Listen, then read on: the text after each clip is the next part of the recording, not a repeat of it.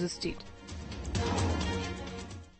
और बड़ी खबर दिल्ली से, कांग्रेस स्क्रीनिंग कमेटी की बैठक आज। यूपी, छत्तीसगढ़, ओडिशा को लेकर मीटिंग आज जारी हो सकती है कांग्रेस की तीसरी लिस्ट। तो बड़ी खबर आपको बता रहे हैं, यूपी, छत्तीसगढ़ और ओडिशा को लेकर के मंथन किया जाएगा और की संभावना कि आज तीसरी लिस्ट सामने आ सकती है। यूपी, छत्तीसगढ़ के वो नाम सामने आ सकते हैं। रायबरेली और अमेठी सीट पर भी अभी संशय बरकरार है। खबर पर जानकारी के लिए संवाददाता अविनाश हमारे साथ लाइव जुड़ गए। अविनाश, कांग्रेस स्क्रीनिंग कमेटी की बैठक आज होने वाली है। ये बैठक कई मायनों में अहम इसलिए भी क्योंकि यूपी, जो कि सबसे बड़ा सूबा, और साथ ही साथ छत्तीसगढ़, ओडिशा को लेकर भी यहां पर नाम सामने साफ हो सकते हैं।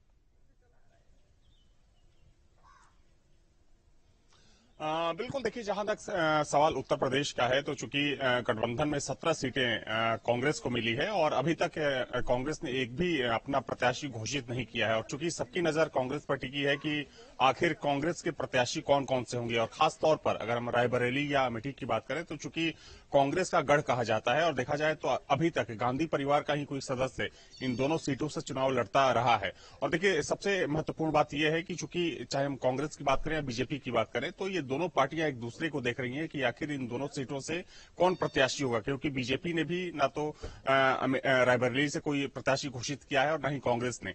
तो चूंकि दोनों पार्टियों की नजर एक दूसरे पर टिकी है, क्योंकि देखा जाए तो समीकरण के लिहाज से ये दोनों सीटें बहुत ही महत्वपूर्ण है। तो माना जा रहा है कि आज की जो सीडब्ल्यूसी की बैठक होने वाली है कांग्रेस की, वो बेहद महत्वपूर्ण है, क्योंकि आज की बैठक के बाद हो सकता है कि कांग्रेस अपने कुछ प्रत्याशियों के नामों की घोषणा कर दे। और वहीं अगर हम बीजेपी की बात करें, तो बीजेपी भी आज अपने 12 से 15 प्रत्याशियों के नामों की घोषणा कर सकती है, जिसमें कई जो महत्वपूर्ण सीटें हैं, खासतौर पर अगर हम गाजियाबाद की बात करें, सहारनपुर की बात करें, बदायूं, पीलीभीत या सुल्तानपुर की बात करें, तो दोनों पार्टियों के लिए आज का दिन बेहद महत्वपूर्ण है प्रत्याशियों की घोषणा के लिहाज से।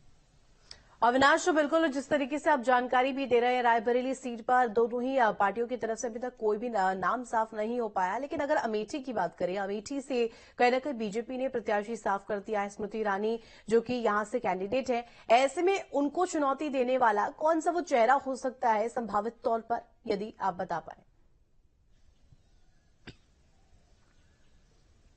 बिल्कुल, देखिए, अगर अमेठी सीट की बात करें, तो चूंकि मौजूदा सांसद हैं स्मृति ईरानी, और पिछले चुनाव में जिस तरीके से करारी हार हुई थी राहुल गांधी की, तो वैसे में चर्चा इस बात की है कि क्या राहुल गांधी एक बार फिर से अमेठी से चुनाव लड़ते हैं या फिर कांग्रेस किसी और को वहां से चुनावी मैदान में उतारती है।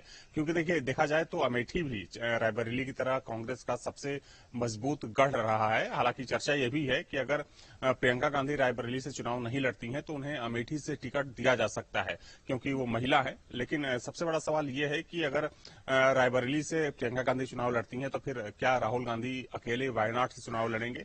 तो ये कह सकते हैं काफी महत्वपूर्ण सवाल है। लेकिन आज जो डब्ल्यूसी की जो बैठक होनी है दिल्ली में कांग्रेस की, उसमें ये सारी चीजें तय हो जाएंगी, क्योंकि जो कांग्रेस के कार्यकर्ता हैं और जो पदाधिकारी हैं उत्तर प्रदेश के, वो इस बात की मांग कर रहे हैं कि गांधी परिवार को रायबरेली और अमेठी से चुनाव लड़ना चाहिए। अगर गांधी परिवार चुनाव नहीं लड़ता है रायबरेली या अमेठी से, तो कहीं ना कहीं ये गलत मैसेज आएगा कि ये लोग मैदान छोड़ के भाग गए। तो वैसे में माना जा रहा है कि ये तय है कि दोनों सीटों पर चाहे हम बिल्कुल अमेठी की बात अविनाश, करें मैं या फिर चाहूंगी कि रायबरेली की आप बात करें, लगातार हमारे साथ बने रहे। कुछ और खबरों पर आपसे अपडेट लेंगे। और इस बीच बड़ी खबर